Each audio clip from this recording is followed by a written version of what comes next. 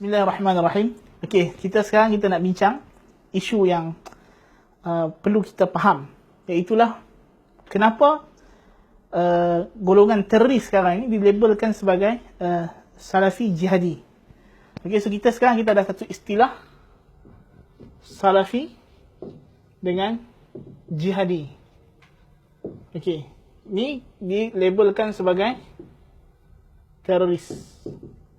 Kalau kita tengok penggunaan teroris ni, kalau kita rujuk kepada apa yang orang barat buat sebenarnya.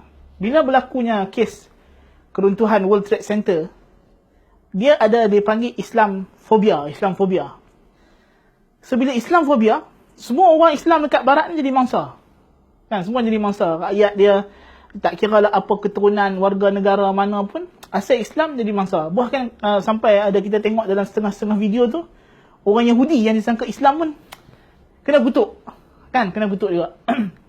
So dia pun mungkin nak dapatkan satu formula macam mana nak bezakan antara kita benci Islam dengan kita kena differentiate orang Islam. So maka dia orang cipta satu istilah. Bukan semua orang Islam teroris, tapi ialah orang Salafi Jihadi, dia kata. Ataupun dulu dia guna istilah Wahabi, tapi Wahabi jadi isu dengan Arab Saudi, dia lunakkan sikit Salafi Jihadi. Kan? So ini yang berlaku sebenarnya. Dan kebetulan pula memang adalah golongan-golongan teroris ni yang mendakwa guna Salafi Jihadi. Sebab istilah Salafi Jihadi ni istilah yang cantik dari sudut Islam. Dari sudut pandang Islam, dia dua benda yang baik. Salafi nisbah kepada salaf. Salaf maknanya sahabat Nabi, tabi'in dengan tabi'in. Jihadi, jihad fardu. Nabi kata, Dharwatu sanamil Islam, kemuncak Islam. Kita berjuang untuk menegakkan Islam. Dengan apa cara sekalipun, dengan tulisan kita, dengan ucapan kita, dengan tenaga kita, harta kita, nyawa kita. Semua sahabat Nabi, semua jihad. Abu Bakar, Umar, Uthman, Ali, Muhajirin, Ansar, Nabi SAW adalah ketua mujahidin. So, dia memang istilah yang cantik lah pada pandangan orang Islam pada asalnya. Jadi sebab itu golongan teroris guna istilah ini untuk tarik orang Islam join mereka. Orang barat pula, dia dah tengok istilah ni, oh inilah dia kata kita punya kaedah. Kita boleh labelkan Islam sebagai teroris, tapi dalam masa yang sama kita boleh kawal keadaan. Jangan semua orang Islam dipukul rata. Sebab ada orang Islam yang mungkin kawan kita. Orang Islam yang mungkin sebenarnya westernized, yang telah pemikiran yang telah ikut cara barat. Ya. So, Salafi Jihadi, kalau kita tengok di dalam Rand punya kertas kerja, Sheryl Bernard, apa semua, dia orang tak kata ini saja teroris, Salafi Jihadi saja. Kan? Kalau kita tengok Taliban kena cop teroris juga. Tapi dia Sufi, Diobandi. Dekat Iraq kita ada Naqsyabandi punya militan. Kita ada militan Syiah, Hizbullah. Kan? Kita ada Iran juga dituduh oleh Amerika sebagai proksi teroris dan pembela teroris. Kita ada apa lagi? Macam-macam teroris ni. Sebab dia kata teroris ni adalah golongan fundamentalis. Fundamentalis ni tak kira lah hak jenis Salafi kah, hak jenis Hizbullah kah, hak jenis macam geng-geng yang ikut Fatullah Gulen masalahnya, orang Sufi, tapi tetap di label teroris. Okey? Dan lebih menarik lagi kalau kita tengok dalam kajian Rand pada asalnya, dikaitkan teroris ni dengan Syed Qutb. Ni puncak asal lah. Dia kaitkan dengan Syed Qutb ni. So Syed Qutb dianggap sebagai forefathers ataupun kita kata pengasas kepada aliran teroris dengan ijma' kajian-kajian barat, sama ada daripada Rand, daripada Foreign Affairs, daripada Brookings, semua boleh kata setujulah Syed Qutb as the pengasas. Okey, so apa point dia? Kenapa Syed Qutb ini dilihat sebagai pengasas teroris menurut sudut pandang orang barat? So point dia adalah, dia kata kerana Syed Qutb ni bawa dua benda, iaitulah yang pertama, demokrasi di sisi Syed Qutb ialah haram. Demokrasi haram. kerajaan Islam wajib. This is the idea. So kalau kita tengok point mereka, kenapa Salafi jihadi teroris, ini point dia. Demokrasi haram, kerajaan Islam wajib. Tapi bukan, ini dua mukadimah awal, tapi dia ada dia punya sebab. Sebab dia adalah persoalan yang timbul daripada dua benda ini. Persoalan dia adalah macam mana nak buat kerajaan Islam. Jikalau demokrasi haram. Okey, demokrasi haram, kerajaan Islam wajib. So, macam mana nak buat kerajaan Islam dalam keadaan demokrasi haram? This is the main question. So, ini adalah punca. Okey. Kalau dari sudut pandang Syed Qutb, practically Syed Qutb ternyata memang telah menggagaskan, jawapannya adalah revolusi. Revolusi. Okey, maknanya gunakan kekerasan, cara militan. Dan ini telah, pemikiran ini dibawa oleh Al-Qaeda. Kalau kita tengok kenyataan-kenyataan Ayman Zawahiri, apa semua, memang mereka menisbahkan apa idea mereka ini kepada Syed Qutb. Menubuhkan dengan cara revolusi. So, dapatlah, sebab dia revolusi, maka dia teroris. Sebab apa? Dia kena bunuh orang, gulingkan kerajaan dengan kekerasan, gunakan senjata dan sebagainya, dan memang berlaku dalam sejarah begitu.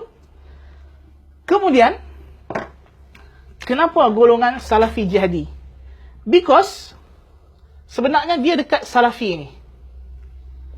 Tiba-tiba dia orang dapati bahawa golongan Salafi juga ada satu pendirian yang sama. Golongan Salafi kata, golongan Salafi kata demokrasi haram. Kan? Kerajaan Islam wajib. Ya tak? So, orang Salafi buat benda ni. Hakikatnya ni bukanlah Salafi saja, semualah. Parti PAS dulu bawa benda ni juga, demokrasi haram juga daripada dulu. Kan? Apa nama, Hizbut Tahrir, benda yang sama juga. Kan? Tapi kenapa mereka ini tidak dilabel sebagai teroris? Macam Ikhwan dulu teroris, sekarang sudah tidak teroris. Ikhwan Muslimin. Kan? Kenapa di pandangan barat sekarang golongan Ikhwan dianggap tidak berbahaya? Kan? Walaupun dalam kajian-kajian dia berkata Ikhwan ni Islamis yang kita tak boleh ni, tapi sekarang dah boleh kerjasama bila Mursi naik dan sebagainya. Kerana isunya adalah mereka ada golongan yang kata kerajaan Islam wajib, tapi mereka menerima demokrasi. Dia terima demokrasi. So, persoalan macam mana terjawab? So, yang ni orang putih, orang barat, dia boleh tolong jawab bagi pihak orang Ikhwan, bagi orang parti-parti Islam, Erdogan masalahnya. So, terjawab dengan cara demokrasi. So, kita masuk pilihan raya, kita menang, kita jadi kerajaan, kita buat Islam. So, nampak jalannya. Isunya sekarang ini, diorang tak boleh nampak tang mana golongan Salafi yang bukan jihadi. Asal kita ada Salafi jihadi, kita sekarang ni tolak dulu jihadi ni dulu. Hak jihadi pun memang ambil pemikiran Syed Qutb. Sekarang isunya ialah golongan Salafi yang bukan jihadi, yang dia panggil Salafi Quietism, yang diam, yang tidak mau join politik, macam Syekh Muqbil, macam Syekh Albani, macam ulama-ulama Salafi yang tidak benarkan kita join demokrasi, tapi dalam masa yang sama mempelopori gerakan untuk pemerintahan Islam. Okay? So, sebab itu mereka ni dilingkan dengan Salafi jihadi. Dia kata dalam kata-kata kerja barat, dia kata walaupun orang Salafi bukan semuanya jihadi, tapi dia kata setiap Salafi berpotensi, ada potensi untuk menjadi jihadi. Poin dia kenapa? Poin dia dekat sini. Perkongsian idea antara Salafi yang bukan jihadi dengan Salafi jihadi Syed Qutb. Apa dia? Demokrasi haram, kerajaan Islam wajib. Potensi kenapa? Kerana dalam masa yang sama, dia orang tak boleh jawab persoalan macam mana di sisi orang Salafi. Orang Salafi yang bukan jihadi ni, macam mana dia nak dapat kerajaan Islam kalau dia kata demokrasi haram? Ini dia orang tak boleh jawab. So dia orang tak tahu benda ini kerana mungkin mereka sengaja menyembunyikan kebenaran mungkin, atau memang tak mengkaji betul-betul, atau memang niat jahat. Dia orang tak jawab soalan ini. Dan akhirnya akan timbul wasangka, kata macam mana sama macam ini, revolusi. Revolusi maknanya jihadi lah. Dia kata jihad, revolusi, jihadi. Kan? Walaupun Syekh Muqbil, banyak fatwa Syekh Muqbil membid'ahkan Osama bin Laden, melarang kita daripada join Al-Qaeda dan sebagainya. Tapi still, mereka tuduh dia Salafi jihadi. Sebab punya potensi, dia kata potential, dia ada potensi untuk jadi Salafi jihadi. Sebab dia mengharamkan demokrasi dan mewajibkan kerajaan Islam. Poin dia adalah sekarang ni kita kena jawab kepada mereka. Kenapa Salafi yang bukan jihadi sebenarnya berbeza 100% dengan Salafi jihadi. Berbeza 100% dengan Syed Qutb, dengan Ikhwan, dengan gerakan-gerakan pengganas di peringkat antarabangsa. Poin dia adalah golongan Salafi yang bukan jihadi, Salafi ahli sunnah wal jamaah yang betul, walaupun mereka mengatakan demokrasi ini haram, kerajaan Islam wajib, tapi macam mana dia orang bukan revolusi. Dia orang punya jawapan macam mana adalah dakwah. Dakwah. Dengan dakwah. Dakwah dengan apa? Dengan lisan. Dengan tulisan. Dengan mentaati pemerintah. Ini poin dia. So ini yang nak bezakan Salafi yang biasa, yang tulen, dengan Salafi yang jihadi. Nah, Salafi yang biasa dia tidak ada revolusi. Dia tidak ada revolusi. Kerana mereka ni based on dalil. Dia ada evidence. Evidence dia kata, jihad bukan jalan untuk menubuhkan kerajaan Islam. Jihad is not the way to create Islamic government. Dia bukan jalan untuk mencipta kerajaan Islam. Ini dia punya statement. Dalil dia adalah Nabi SAW tidak berperang, tidak berjihad, melainkan setelah ada kerajaan. Bukan dengan perang dari kerajaan. Salah. Nabi SAW duduk di Mekah, bertahan, dakwah, seru orang Muhajirin dengan Ansar. Datang orang Ansar, terima Islam. Dan mereka akhirnya balik kembang ke Islam negeri mereka, dan negeri mereka semua masuk Islam. Nabi pindah duduk negeri mereka, jadi kerajaan Islam. Dengan penerimaan hati terbuka, sukarela. Secara sukarela. Maka terbentuklah kerajaan Islam. Syekh Muhammad Abdul Wahab, yang dianggap sebagai kepala Salafi. Kepala Salafi yang sebenar. Okey? Macam mana dia tubuh kerajaan Arab Saudi sekarang? Pada asalnya. Arab Saudi yang pertama dulu yang telah diruntuhkan oleh kerajaan Mesir. Syekh Muhammad Abdul Wahab tidak perang. Sehinggalah dia ditawarkan oleh Muhammad bin Saud, raja ataupun ketua bagi daerah Dir'iyah, untuk masuk di bawah pemerintahannya.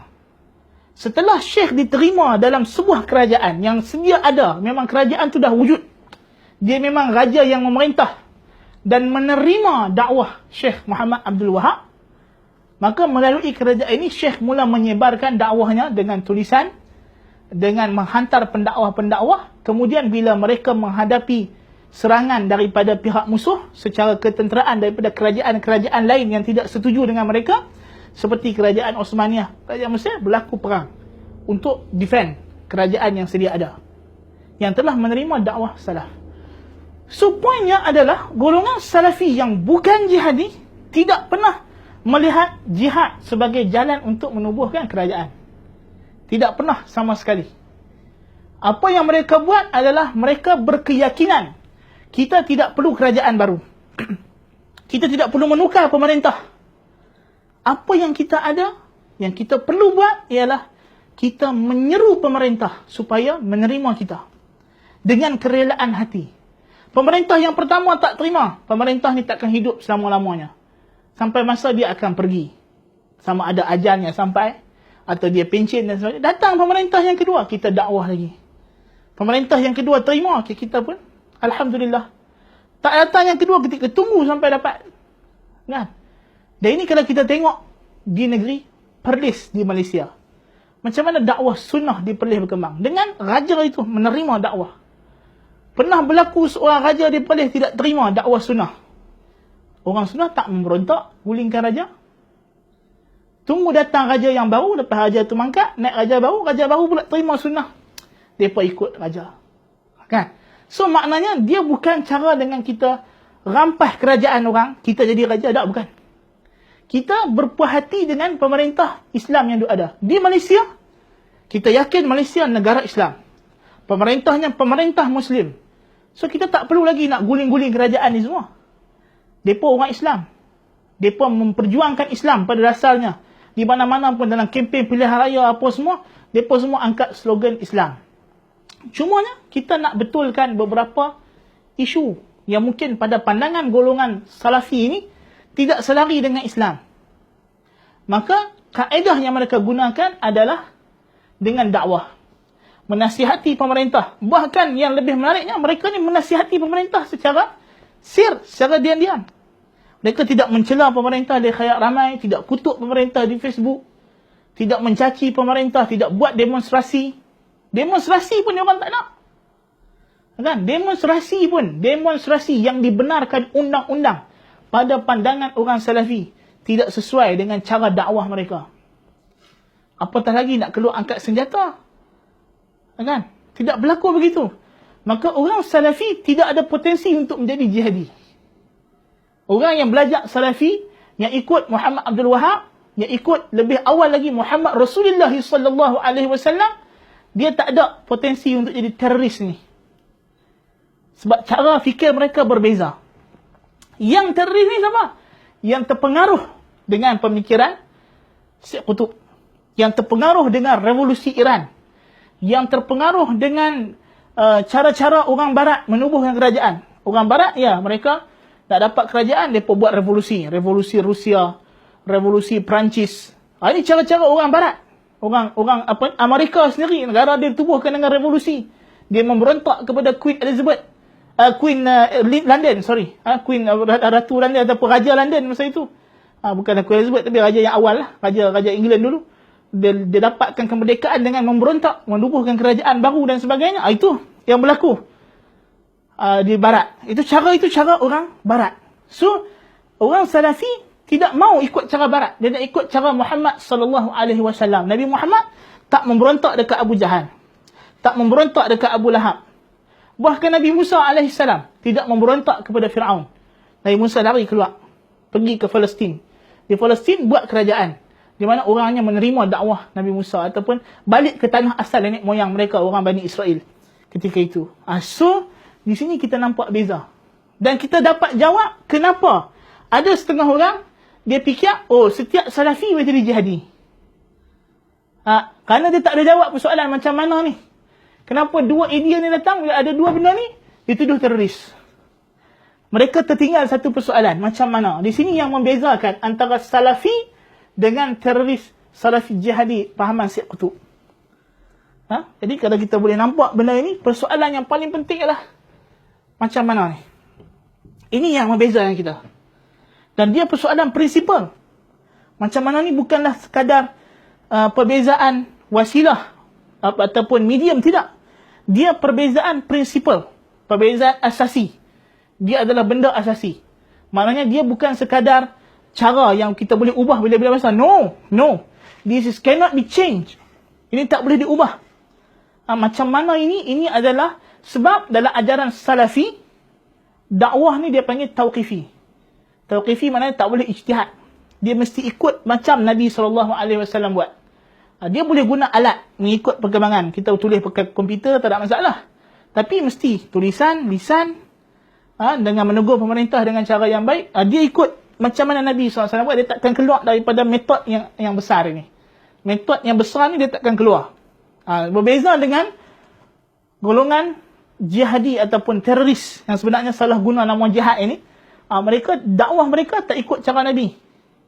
Mereka hanya menyeru kepada idea yang dibawa Islam.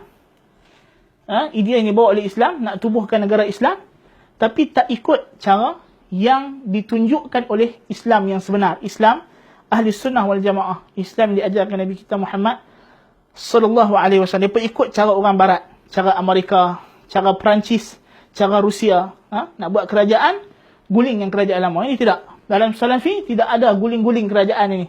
Dia hanya ada dakwah dengan baik. Sebab apa? Kita yakin kerajaan yang ada ini kerajaan Islam, dan dia boleh didakwah dengan cara yang baik sebab mereka terbuka dengan Islam, sebab mereka dah menerima Islam, dan tidak perlu lagi kita nak guling-guling yang kerajaan yang ada ini. Sudah boleh kita pujuk dengan baik, dan kita bersabar, dan terus bersabar biiznillah ta'ala. Wallahu ta'ala a'lam bis-shawab.